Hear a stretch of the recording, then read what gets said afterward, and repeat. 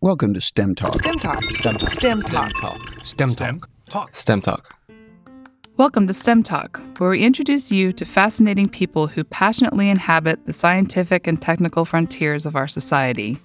Hi, I'm your host, Dawn Cornegas, and joining me to introduce today's podcast is the man behind the curtain, Dr. Ken Ford, IHMC's director and chairman of the Double Secret Selection Committee that selects all the guests who appear on STEM Talk.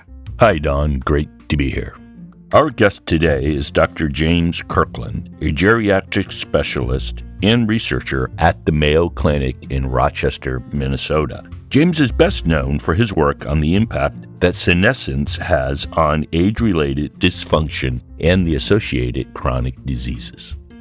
The senescent cells are sometimes referred to as zombie cells for their refusal to die, and as they build up in the body, they promote cellular aging and a host of other chronic conditions related to aging, such as dementia, cancer, atherosclerosis, diabetes, and also arthritis. In today's interview, we particularly talked to Jim about a 2015 study where he and his colleagues at Mayo were the first to report on the potential of senolytic drugs and their ability to selectively kill these senescent cells. His paper in Aging Cell was hailed as a major breakthrough in aging research. James is the director of the Robert and Arlene Kogut Center of Aging at Mayo, and he is also the president of the American Federation for Aging Research. The goal of James' lab and the research conducted in the lab is to develop methods to remove senescent cells with the goal of delaying, preventing, alleviating, or even partially reversing age-related chronic disease and thereby extending human health span. Before Ken and I get to our interview with Dr. Kirkland, we have some housekeeping to take care of.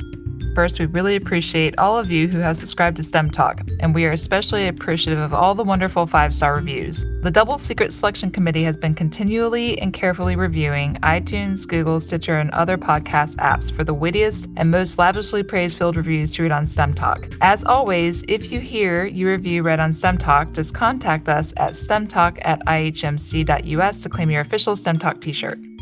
Today, our winning review by someone who goes by the moniker Casey Gumbo is titled, Nothing to Sell But Science.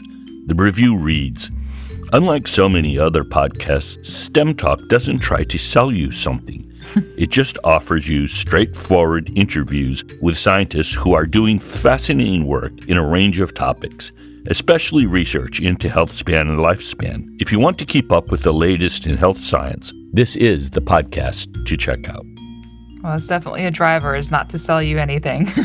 Thank you, Casey Gumbo, and thank you to all of our other STEM Talk listeners who helped STEM Talk become such a great success. Okay, and now on to our interview with Dr. James Kirkland. STEM Talk. STEM Talk. STEM Talk. STEM Talk. Hi, welcome to STEM Talk. I'm your host, Dawn Cornegas, and joining us today is Jim Kirkland. Jim, welcome to the podcast. Thanks. And also joining us is Ken Ford. Hello, Don, and hello, Jim. So, Jim, let's get started. You grew up in Canada. What part of Canada? I was born in Montreal, but left there when I was around 6 years old and went to Toronto in Ontario. Okay. And when did you first become interested in science? I'm not sure. Probably somewhere between the ages of 2 and 3. Wow. That's early. What was the manifestation of your interest? Was there something in particular? It's hard for me to put my finger on it. I've always been interested in aging, and I think it was because I love my grandparents and noticed them changing, and they look different from my parents, etc. So it's just something that's always been in me. I don't know why. I understand that very early on you decided that you did want to become a physician, and you've mentioned observing your grandparents and seeing how they were different and how they had changed in comparison to your parents. That was, I guess, part of what sparked your interest in geriatrics. Is that right? Yeah, I was interested in why aging occurs, why, our dog was getting older, why my grandparents, as you were saying, were different from my parents, why I changed every year. And so how did you end up at the University of Toronto? Well, I was living in Toronto. It was a natural place to go, and I knew people there. I liked the programs. And then you received your medical degree in 1977 and you graduated with first class honors. And afterward, you did your residency at Toronto General Hospital. So, what led you to then travel overseas to study at the University of Manchester? Well, I think it's important, and I tell trainees this, to travel and see different things, learn in different places. And I went to Manchester because of the book written by John Brocklehurst. He was the professor there. He was one of the first professors of geriatric medicine. He trained with the first professor of geriatrics, Marjorie Warren. So I liked the book, and I thought it would be an interesting place to go and learn from the sort of very first people who'd worked in the area. It sounds like a great experience. And then you traveled back across the Atlantic to work at the National Institutes of Health. And during your time at NIH, we understand that you mainly did research on adipose tissue. Is that correct? Yes, I worked on adipose tissue and signaling in fat cells and so forth, but also became interested in senescence there. I'd read, obviously, about senescence before that, but there were people working in the area of cellular senescence, and that directly affects the tissues that I was interested in at that point, adipose tissue. And so I'm going to assume this is going to lead into this next question for you. What role your research at the NIH played in your PhD, which is something that you earned in 1990 from the University of Toronto? Well, the NIH at that point didn't grant degrees, but universities could credit the research that you did at the NIH towards a degree. And I had that arrangement with the University of Toronto. So some of the work I did in the laboratory at the NIH counted towards what was in my PhD thesis. And my mentor at the NIH was on my PhD thesis committee. After your time at the NIH, you held various positions at the University of Toronto. What led you in 1994 then to move to Boston? What precipitated that move? Again, there were opportunities. The funding in the U.S. For doing research was better at that point than in Canada. I wanted to expand our laboratory. There were people who I knew in Boston that I wanted to work with, so it seemed like an opportunity at the right time. So in 2007, you became the director of the Kogod Center on Aging at the Mayo Clinic. So how did that position come about? It was funded by Bob and Arlene Kogod, who are benefactors of Mayo's, who are very interested in the aging area. I'd been speaking at meetings, and a very senior person at Mayo, Nick LaRusso, knew me from those meetings and was working on creating the center with the Kogods, and he invited me out to take a look, and I liked what I saw. That's very cool. And so just a little background here. A lot of the public perception of anti-aging research is that the aim is to extend lifespan, and the concept of extending health span is less well understood. So would you mind clarifying the difference for our listeners between lifespan and health span? Well, first of all, we prefer not to use the term anti-aging research. It doesn't exactly describe what we're doing. You start aging from the time of conception on, so you don't want to stop development from occurring. That's true. Yeah, there's only one surefire way to stop aging, and you want to avoid that. Yes. And the other thing that we're interested in, as you mentioned, is trying to expand health span. That's the period during life when people are living independently, free of pain, and free of disability. The goal, I think, for most people in the field is not to try to extend lifespan at all costs. It would be much better to live to, say, you're 90 or 95 and feel like you're 50 than I'd argue it would be to live to be 180 and feel like you're 180. So the goal is to add life to years, not years to life. Wonderful. I like that. Yeah, I know a person that routinely asserts that he will live to be 180, and boy, it doesn't sound like a good time to me. Much of your research throughout your career has really focused on how cellular aging impacts a wide range of age-related and chronic diseases. And you're particularly well known for your work on senescent cells and senolytic drugs. What triggered your interest in senescent cells in the first place? Again, that occurred from an early point in my career when I first read about senescent cells before I got to medical school. So Hayflick and Moorhead published a landmark paper in 1961 describing cellular senescence. Before that, people thought that cells were immortal. And that was because people were growing cells using blood products made from animals in order to provide nutrition to the cells that they were growing. And they felt that cells could divide indefinitely, but they didn't realize that the blood products that they were using were unfiltered, and those blood products contained cells. So whenever they were feeding the cultures they were looking at, they were adding fresh cells. So for many, many years, the dogma was that aging occurs at the level of the organism, not the level of the cell. And that's why, if you read textbooks from the 1920s and 30s, people were interested in endocrine causes of aging, or the thymus, the immune organ that atrophies when you're younger, and whether that triggered aging.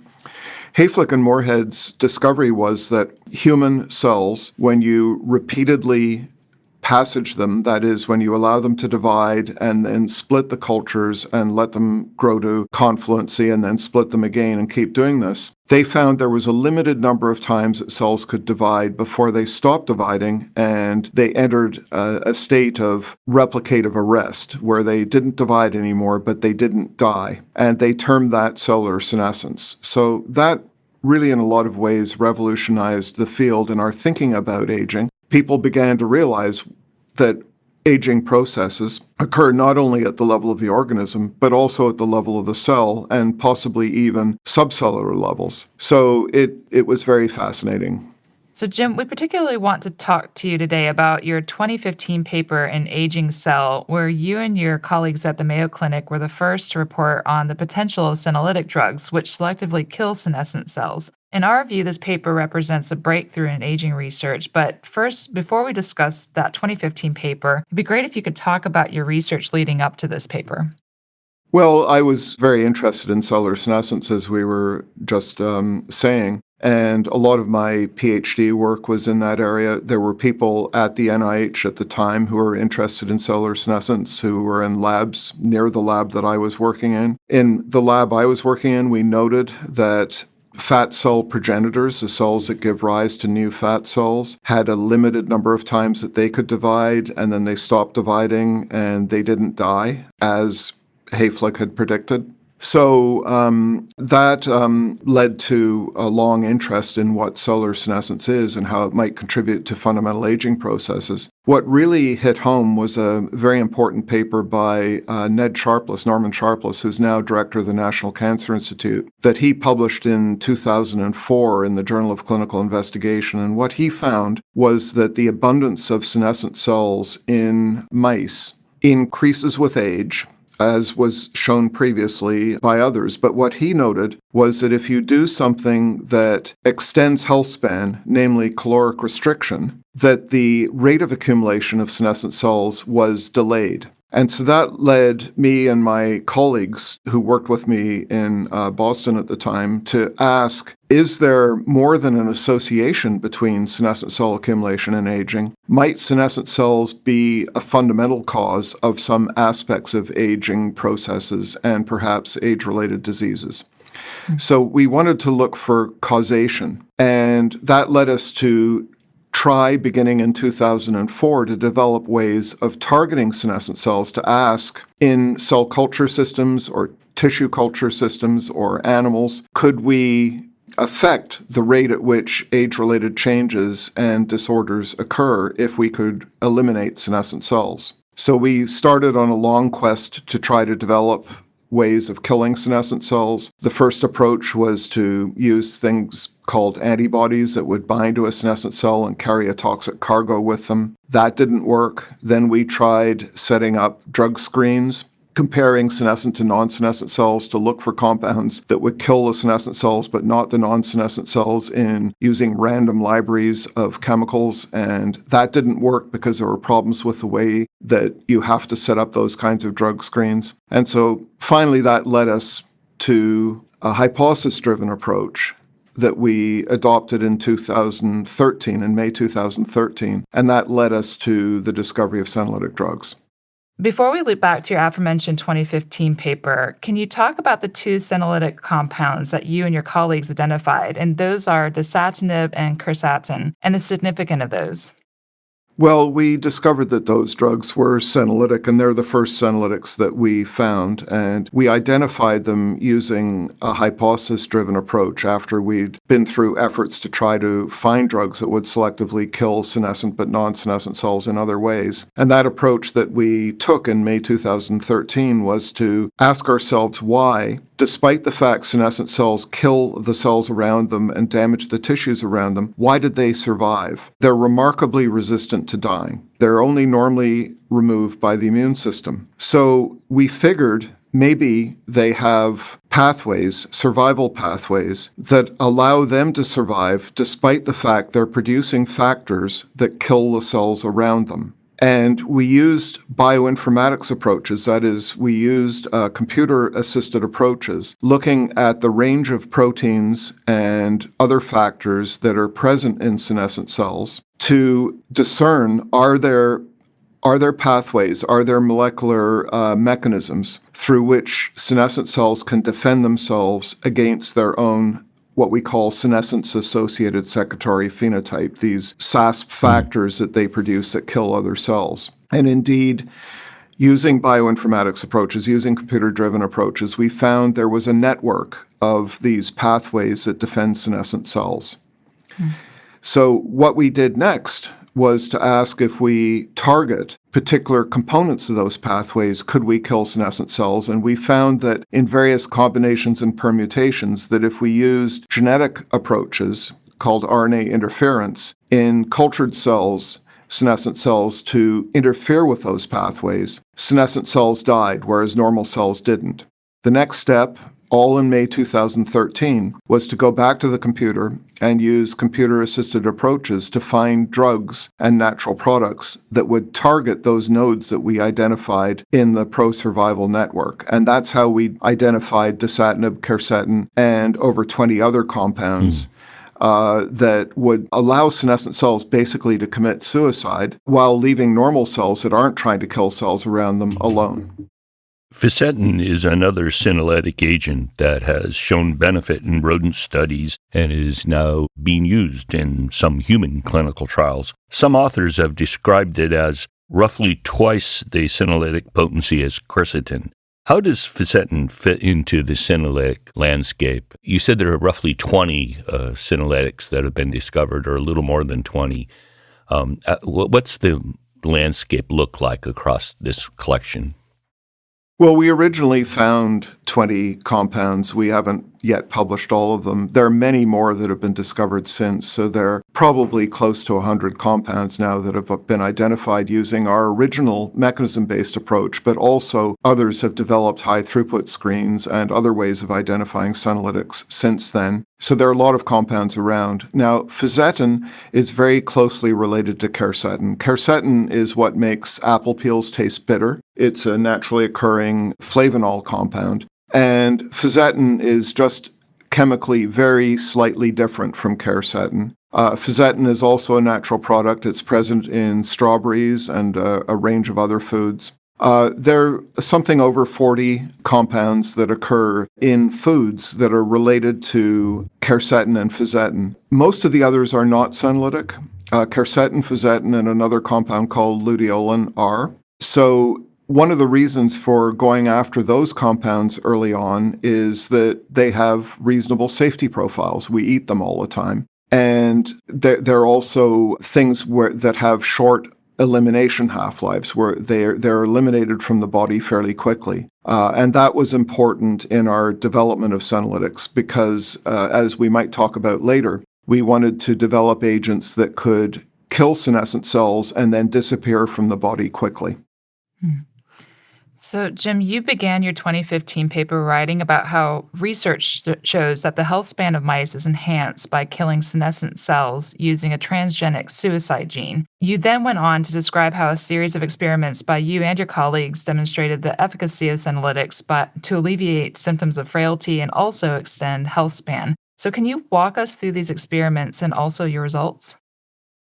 Well, the experiments on the genetic model were separate from the work that we did on the discovery of senolytics. And actually, we began working on senolytics before we came up with the idea for developing mice from which we could use genetic tricks to clear certain kinds of senescent cells. But nevertheless, in many respects, the genetic clearance approaches and the senolytic drug approaches give results that are pretty close to each other. Different senolytic drugs kill different kinds of senescent cells. So different kinds of senescent cells, depending on the cell type that became senescent and how it was made to become senescent, vary in their responsiveness to senolytic drugs.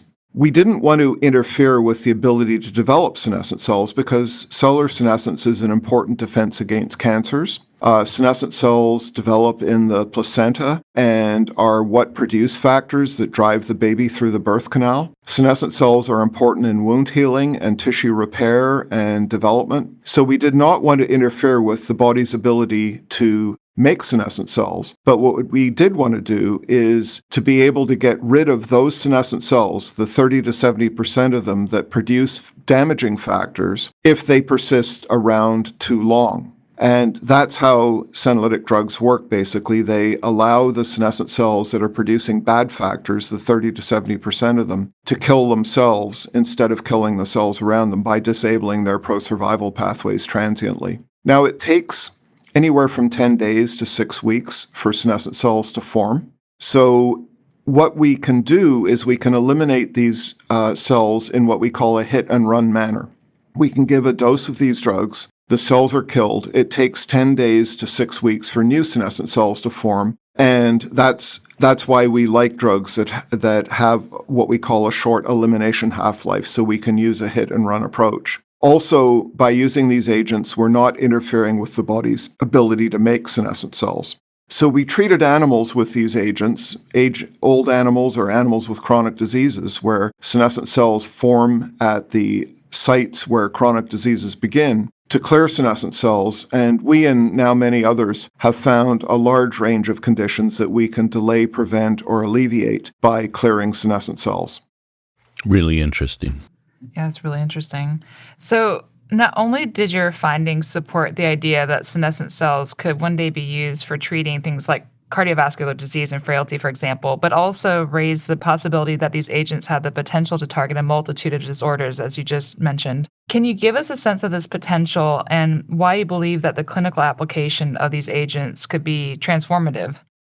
Well, I hope it might be transformative. We don't know that yet until we do the clinical trials. But basically what we're building on is something called the geriatrics hypothesis. That was formulated by Gordon Lithgow almost 20 years ago. And what that hypothesis holds is that fundamental aging processes may be root cause contributors, not only to some of the changes that occur with aging, but also what we call the geriatric syndromes. That's things like frailty, or age-related muscle impairment called sarcopenia, or mild cognitive impairment and other conditions, might also be root cause contributors to the age-related decline in physical resilience, that is, ability to recover after surgery or after an infection, or even to respond properly to a vaccination. And also that these fundamental aging processes could help to drive many of the chronic diseases that account for the bulk of morbidity, mortality, and health expenditures. So we know that most of the major chronic diseases, the biggest risk factor for them is aging. For example, 80% of the risk of Alzheimer's disease can be predicted from chronologic age alone. Your relative risk of having a heart attack or a stroke or other kinds of problems with blood vessels is increased 2 to 4-fold if you have a positive family history, a high blood sugar, a high cholesterol. But if you're 85 as opposed to 30, your relative risk is increased 1,000-fold. So for many cancers, for the dementias, for cardiovascular diseases, for arthritis, for osteoporosis, for long lists of other conditions, the major risk factor is chronologic aging alone. And the thing that we were interested in testing is this geriatrics hypothesis, and that's that if you target a fundamental aging process like cellular senescence, could you delay, prevent, or alleviate whole groups of these conditions? So, you followed up your research with a clinical trial that involved a small group of diabetic kidney patients, and this led to a paper that was published in The Lancet titled Senolytics Decrease Senescent Cells in Humans. And I understand that when you published this paper in 2019, there had been no peer reviewed study that had previously demonstrated that senolytics decrease senescent cells in humans. So, first of all, is that right? And then, second of all, how was the study designed? Well, that study was a very small study. It was a pilot study, and it was designed to ask whether in people with obesity, diabetes, and some degree of kidney impairment, where we know that there are a lot of senescent cells in these people's adipose tissue, we wanted to find out if we could reduce senescent cell burden by a brief course of dasatinib and quercetin, the first two senolytics that we discovered. Those two agents work better in combination than alone, and they work in a hit-and-run manner. So what we did was took blood tests and did fat biopsies on these volunteers at day 0. They got these agents given orally on days 1, 2, and 3. Those drugs are completely cleared from the body by around day 4 because they've got short elimination half-lives. So we rebiopsied these people at day 14, 11 days after the last dose of the senolytics, because we know it takes 10 days to 6 weeks for new senescent cells to form. And we compared the day 14 to the day 0 biopsies and blood tests. And what we found was that abundance of senescent cells was decreased in adipose tissue in these subjects. There were decreases in some of the factors that senescent cells release in their blood. And there was also reduced inflammation in adipose tissue because fat tissue becomes inflamed in obesity and diabetes, and this is what leads to some of the complications of those conditions. And we found there was less scarring of their adipose tissue as well, less fibrosis, less crown-like structures in their adipose tissue after this brief course of senolytics. So that has led to a larger trial, which is currently underway, to ask whether complications of obesity and diabetes can be reduced or forestalled by senolytic drugs, because we found that is indeed the case in animal studies, in obese mice, for example. So we're trying to find ways where we can reduce not only blood sugar and other issues that occur in diabetes, but also the long-term consequences of diabetes.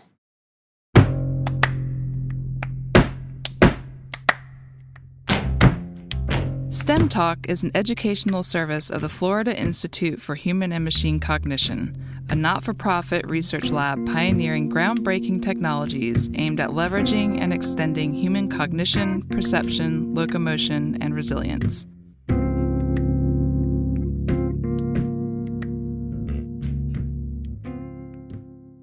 Your 2018 paper in Nature Medicine was titled Senolytics Improve Physical Function and Increase Lifespan in Old Age. Can you share how you were able to demonstrate that with the senolytic drugs, you could delay the onset of basically, it sounds outrageous, but basically all the age-related diseases that mice typically die from? This seems like a strong example of Lithgow's notion that taking out a key factor of aging would then remove or delay or alleviate many of the chronic diseases associated with aging.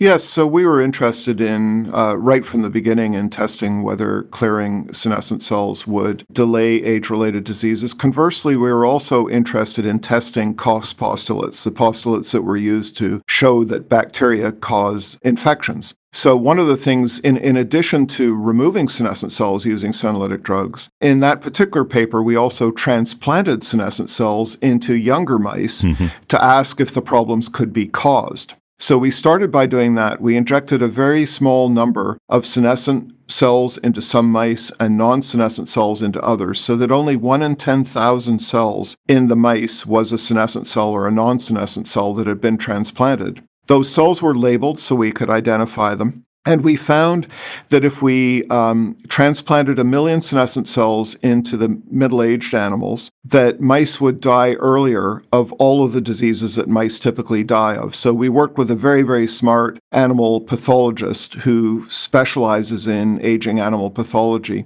And he found that essentially all diseases that mice die of, they died earlier of if we transplanted senescent cells into middle-aged mice compared to non-senescent cells. Furthermore, we found that in that particular experiment that senescence spreads, and it spreads in what we call an endocrine manner.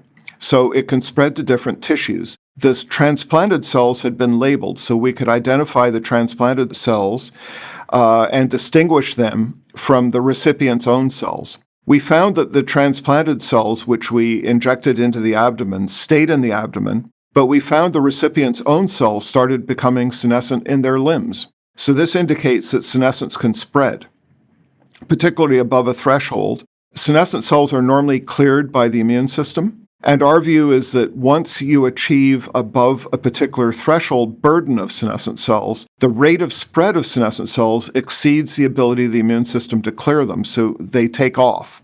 Then we did the opposite experiment. We used the senolytic drugs that we developed to ask if in naturally aged mice, if we cleared senescent cells, or also in the younger animals in which we transplanted senescent cells, if by clearing the senescent cells we could prevent the transplanted senescent cells from causing frailty and early death on the one hand, or in naturally aged animals, we could reduce frailty and prevalence of age-related diseases on the other. And we found that both things were true. So we found a slight increase in lifespan in naturally aged animals because senescent cells only really begin to accumulate in late middle age and early old age. So that's where we started treatment. But we found that this delay was related to a delay in all age-related diseases that mice die from. And similarly, in the transplanted animals that were dying early of all those diseases, when we treated with senolytics, we prevented them from dying early from all of those diseases. So this corroborates the geroscience hypothesis and would indicate that we're no longer dealing with the old-fashioned drug development paradigm of one drug, one target, one disease. Here, what we're doing is we're using compounds that hit a range of targets in these survival pathways that allow senescent cells to survive. So we're using drugs that have more than one target, we're targeting a network of pathways, and we're going after multiple age-related conditions, not just one disease. So incredible findings. And despite the promising potential of senolytic drugs, you caution that there could be dangerous side effects and that people should absolutely not take these drugs just yet. So can you talk about any safety concerns as well as the length of time it will take to test some of these drugs? Well, there are a number, well over a dozen now, clinical trials underway with senolytics for a variety of diseases and disorders in humans. The main thing that we're looking for in these clinical trials is safety and tolerability. So we're constantly looking for especially severe or serious side effects. I lie awake at night, every night, worried about this because we're playing with a very, very fundamental process here of cellular senescence that can occur at any point during life. Senescent cells can appear from conception on in various tissues.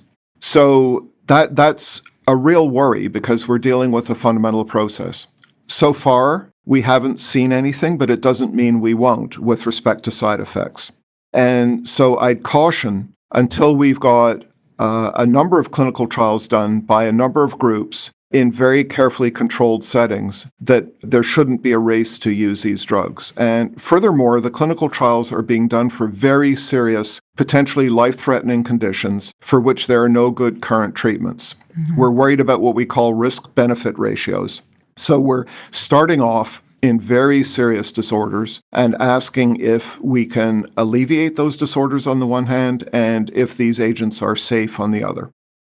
That makes good sense to me, and it's probable that there is some difference in optimal protocol and safety between the various senolytic agents.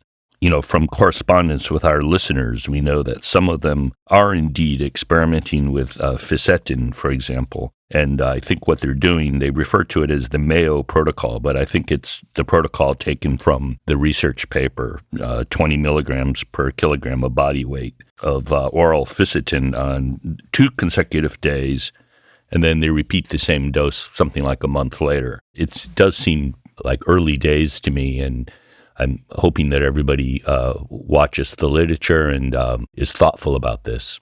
Do you have any comment on that? I'd certainly caution against that at the moment. I agree. I think we need to know if these drugs are safe and effective in carefully controlled clinical trials where we're monitoring the volunteers who join those trials very, very closely, where we're doing all kinds of things to look for side effects. And I just think it's too early for the general public to be taking these agents or for physicians in routine clinical practice to be prescribing them. We just don't have enough data yet to feel that it's safe to move in that direction. You mentioned the risk-reward ratio, and in this case, one doesn't really know how to calculate that. There's not enough information to do that calculation.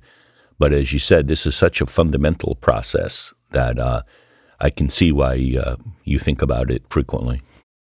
Well, and we're using these agents in serious conditions. You know, there are trials underway or beginning in things like Alzheimer's disease or severe coronavirus infections or frailty in elderly women, where we know that the life expectancy is very short with that particular condition and for which there are no good treatments. And things like pulmonary fibrosis, idiopathic pulmonary fibrosis, progressive, ultimately fatal disease that we know is senescence-driven, severe diabetes with obesity, where we know that there are bad complications potentially. So those are the kinds of conditions that these trials are underway in at the moment. Yeah, makes sense, and it's easier to come up with a positive risk-reward ratio in those cases. With that information. And diabetes and obesity are also associated with the accumulation of senescent cells and fat in other tissues. And you had a paper in Aging Cell in 2019 that implicated cellular senescence as a causal factor in obesity-related inflammation and metabolic derangements. So I was wondering if you could share how you were able to demonstrate that senolytic agents show promise in terms of treating obesity-related metabolic dysfunction and its complications. Well, what we did was we gave mice a diet that's rich in fat and as much of it as they want, and the mice become obese when you do that. They become insulin resistant. We also use genetically modified mice that are obese and have insulin resistance. So these are commonly used models for obesity and diabetes. We treated those mice with senolytic agents to ask if we could improve response to insulin and also reduce, in a series of papers, side effects related to diabetes, things like kidney dysfunction or development of fatty liver and ultimately cirrhosis based on that, or changes in brain function that can occur in the context of obesity and diabetes. We've been finding that senolytics are, despite continued high-fat feeding, alleviated the insulin resistance that occurs, reduced things like hemoglobin A1C, a measure of insulin, of high, persisting high sugars in the blood, restored to some extent kidney dysfunction that can occur with diabetes and prevented its progression. We found they cleared senescent fat-like cells that can develop in parts of the brain and contribute to anxiety and depression in the context of diabetes, and a range of other things. And that's what's led to some of the clinical trials that are underway in these conditions. So more recently, you had a really interesting paper in Nature Communications that explored the possibility of transplanting organs from older donors to young individuals. And as you previously pointed out in other interviews, we throw away approximately 35,000 kidneys a year because they're from older donors. So in this study, you did heart transplants from old mice to young mice, as well as young mice to old mice. What did you find, and what is the potential significance of the study? Well, we worked very closely with Stefan Tullius at Harvard on this. He's a transplant surgeon at the Brigham. And what we did was as you mentioned, we did heart transplants from old mice to young mice and young mice to young mice. I mentioned previously that we'd found that when we transplant small numbers of senescent cells into the abdomen of mice, we get spread of senescence. So what we found with Dr. Tullius was that if we transplant hearts from old mice to young mice, we start seeing that the young recipient's own cells in other organs at a distance start becoming senescent. And also that the senescent hearts produce factors that interfere with immune function and contribute to rejection of organs. Whereas transplanting hearts from young animals to young animals, we didn't see nearly as much rejection, and we didn't get senescent cells forming in the young recipient's own organs. So what we did was we did a series of experiments where we treated the donor animals that were donating the hearts themselves as they were being transplanted, or the recipients of the transplanted organs. And we found that in each of those scenarios, we could improve outcomes of transplantation. So it was particularly exciting to us that we found that if we treated the heart from old animals as it was being transplanted into young animals, that we were able to reduce the spread of senescence that occurs on transplanting the old hearts and reduce rejection. So that's led now to studies where we're working with Dr. Tullius and others at looking at whether we can restore function of kidneys from old donors, so that maybe one day they could be used in young recipients without causing some of the problems that they cause. And with another group, we're doing the same thing with liver transplants. Really impressive. Really impressive. Could really interesting. Perhaps really help with the demand and supply problem there, where there's a great demand for these organs and insufficient supply. And the other nice thing is that senolytics act very quickly. As I mentioned before, they act in a hit-and-run manner. It takes 2, maybe 3 hours of exposure of a senescent cell to a senolytic drug to initiate the process of killing that senescent cell, which takes about 18 hours. So when we have organs that we're transplanting, they're commonly put onto what we call perfusion devices so that they can be transported to the recipient. Say if a person's died in a car accident and they've been kind enough to sign a donor card, that organ is put onto a machine that perfuses the organ so that it can be kept functional while it's being rushed to the recipient. That's the time when we feel there might be an opportunity to treat those organs with senolytic drugs, when it's put onto that perfusion machine and is being transported. So that's what we're testing at the moment. Really interesting. I was just going to ask you, when did you envision providing the treatment? So that answered my next question. Thanks. Earlier, we discussed that your lab has a number of human clinical trials underway, and you ran through a wide range of conditions, all quite serious. Have any of the preliminary results looked promising, or is it too early to draw any even preliminary conclusions? Well, we had some promising results from an open-label, early-phase clinical trial in patients with idiopathic pulmonary fibrosis. That's a fatal lung disease that occurs in older individuals, and we know is partly driven by accumulation of senescent cells in the lung. Now, this was not a placebo-controlled trial. It was open-label. It was exploratory. It was to pave the way to a proper, full, what we call double-blind placebo-controlled trial. But in that initial trial, which we published a couple of years ago, we did find improvement in function in those patients. So that's led to a larger series of trials, a multi-center trial, which we're just beginning to go through the processes of getting underway. We have other trials that are underway where we don't have the results yet because they're blinded. We are not allowed to see what the results are. We have something called Data Safety and Monitoring Boards, DSMBs, that look at the data, but they are not allowed to tell us what they're seeing unless they see that there's a major problem, in which case they stop the trial. So myself and the people in my laboratory and my fellow clinicians are all blinded as to whether subjects are getting placebo or getting active compounds so that the results remain unbiased. And that's true across the trials that we're doing in conditions like Alzheimer's disease or osteoporosis and other conditions. These trials are all blinded, so we don't know yet. Well, it's certainly something for everyone to keep an eye on. At IHMC, we're very interested in skeletal muscle, both in the context of aging and sarcopenia you mentioned earlier, as well as human spaceflight. The declines in physical function seen in your 2018 paper after transplantation of senescent cells into mice was really eye-catching.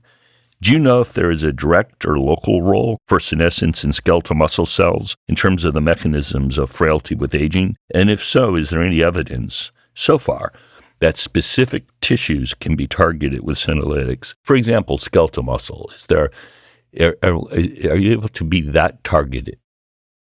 Well, we've developed animal models where we can target specific tissues, but in the case of the drugs, very often we want to get rid of as many senescent cells throughout the body as we can because they have these what we call endocrine effects. They produce factors that get in the blood that cause dysfunction at a distance, and they can also spread at a distance. So we find, for example, that one of the best predictors of age-related muscle dysfunction is the abundance of senescent cells in fat tissue.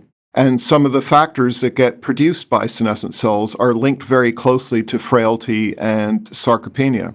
So there are situations where local administration or topical administration would be make a lot of sense, for example, for skin diseases that are associated with cellular senescence. But in the case of muscle, while senescent cells do form in muscle, the abundance of them is not all that high with increasing age, whereas we find that in situations like frailty and sarcopenia, there are a lot of senescent cells in other tissues that might be at a distance from the muscle or might be sort of mixed in with muscle, like fat tissue, for example.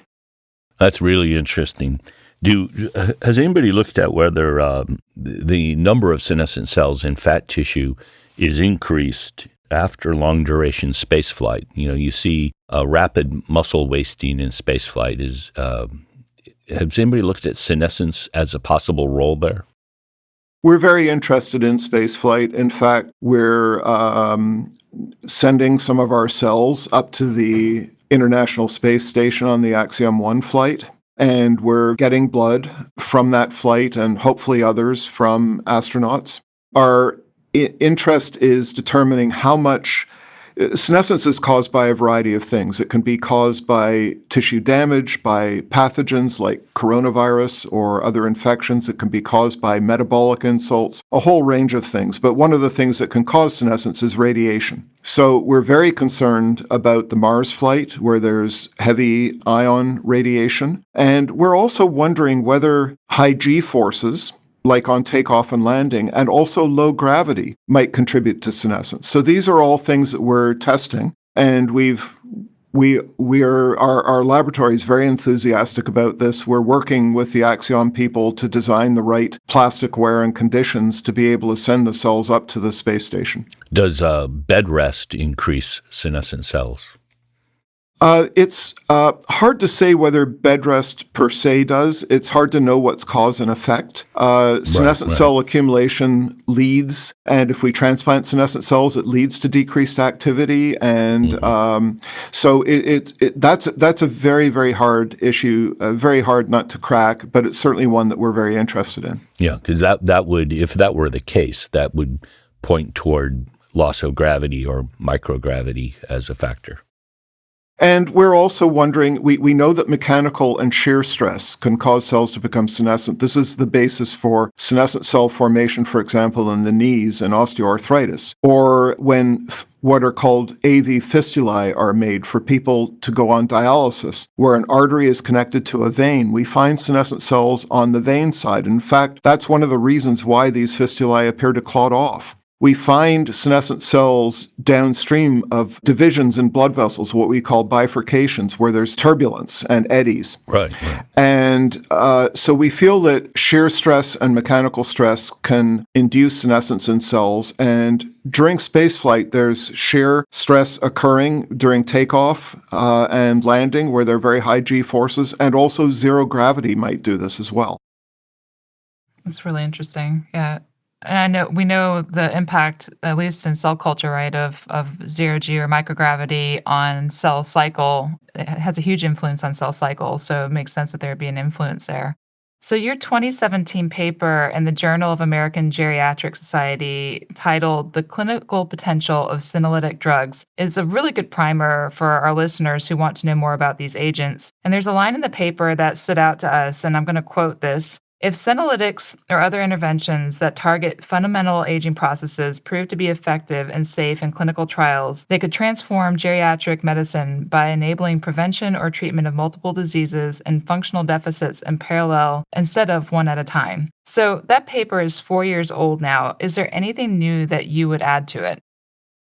Well, I think we're still very hopeful about that. I think that not only targeting senescent cells, but targeting other fundamental aging processes, all of which appear to be highly interlinked, might be a way to address what we call multimorbidity in older people, where people have 3, 4, 5, 6 conditions, and also have these geriatric syndromes, things like frailty or incontinence or falling or mild cognitive impairment that are frustrating for the patients, for their families, and for the physicians and nurses looking after these people. The hope is there that this may come about, and I think the other interesting approach that's beginning to be taken is this what we call unitary theory of fundamental aging processes, that these processes are all interlinked so much that if you perturb one or target one, you affect the rest. So I think another future area we're very interested in is combining interventions that target the different fundamental aging processes. Indeed, it looks like, for example, metformin, which may be of benefit in targeting certain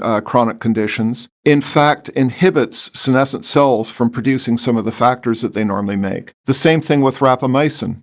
We found recently with collaborators at Mayo that senescent cells produce factors that increase something called CD38 on blood cells that metabolize NAD and reduce NAD levels. So there are people looking at NAD and precursors of NAD to try to alleviate age-related conditions. So these all look linked to senescent cells as well, and we're finding senolytics will result in improvements in NAD levels. So all of these fundamental aging processes may be much more linked together than we think, and therefore developing not only better senolytics and more trials in senolytics is important, but to combine these agents with other agents and ask if are they less than additive, are they additive, or are they more than additive, or what we call synergistic. And in early indications in mouse studies, it's looking like they might be synergistic, which would hold even more promise. That would be exciting. And for our listeners, we've had several episodes of STEM Talk dealing with both metformin and NAD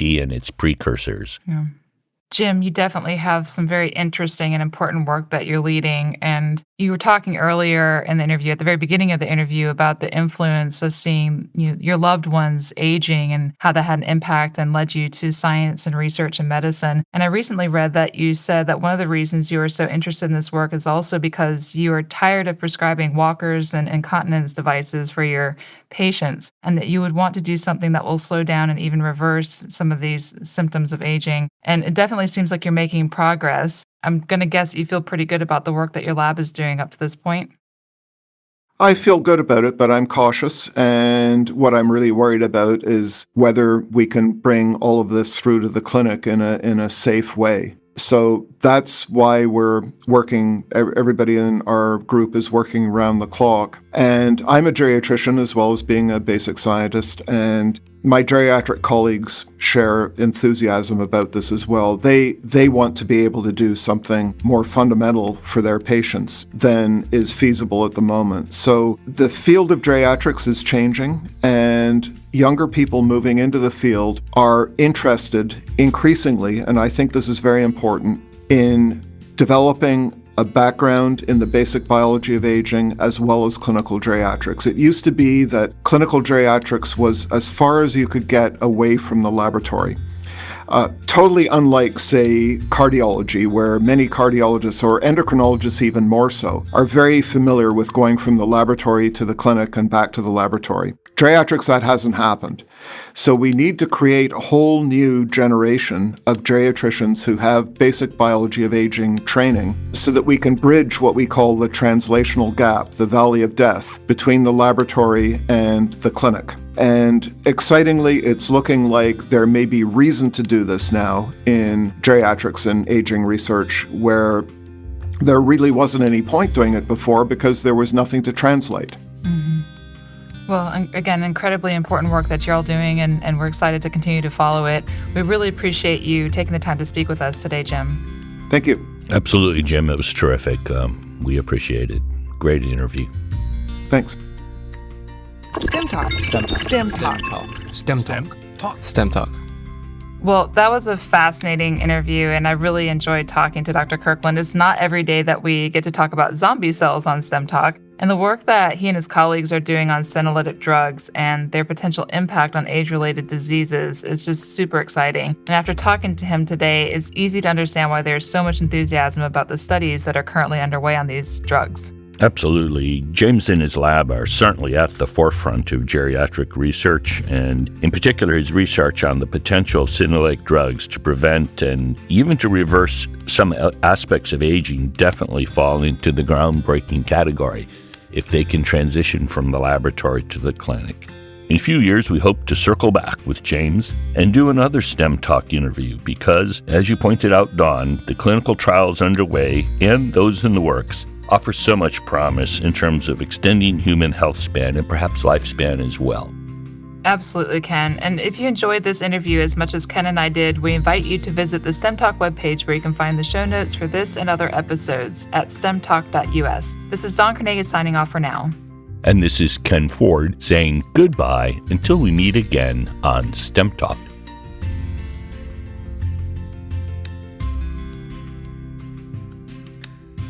Thank you for listening to STEM Talk. We want this podcast to be discovered by others, so please take a minute to go to iTunes to rate the podcast and perhaps even write a review. More information about this and other episodes can be found at our website, stemtalk.us. There, you can also find more information about the guests we interview.